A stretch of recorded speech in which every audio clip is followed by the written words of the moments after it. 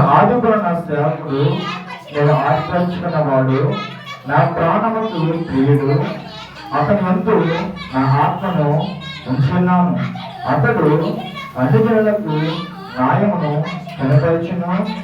అతడు కేకలు వేయడు, అరవడు, తన కంఠస్వరము వీధులలో వినపడనీయుడు. దేవునికి మహిమ కలుగునగాక.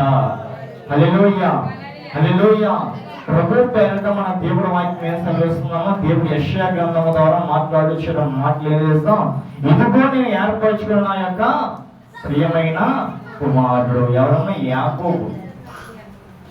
దేవుని యొక్క వాక్య ప్రకారముగా యాకోబు నా స్నేహితుడు. ఇశ్రాయేలు ప్రజల్లో అబ్రాహాముకు చెందిన ప్రియమైన స్నేహితుడు యాకోబు. ఆ యాకోబుని దేవుడు పిలుచుకున్న మాటల ప్రకారముగా ఆయన మాట్లాడుచున్న మాట ఏం చేస్తా? ఇదిగో నేను ఆదిలో నా యొక్క సేవకుడు, అనగా దేవుని యందు కాపరి.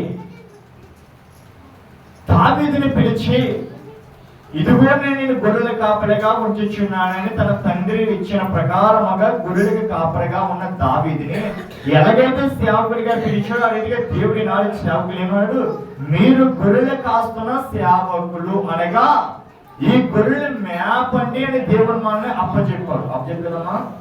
యెహెజ్కేలు గ్రంథంలో చూడాల్సిన 34వ అధ్యాయంలో దేవుడు చెప్పుచున్నాడు, నా గొర్రెలు మీరు మేపిడి అని దేవుడి వాక్యము సెలవిస్తుంది.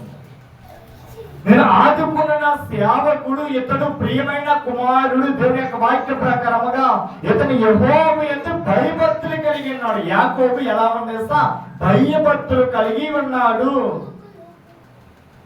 నీ గుడారంలో అతీతిగా ఉండదగిన వాడు ఎవరంటే, ఎవరన్నా పరిశుద్ధము కలిగిన వాడే ఆయన గుడారంలో అతీతిగా ఉండదగిన వాడు.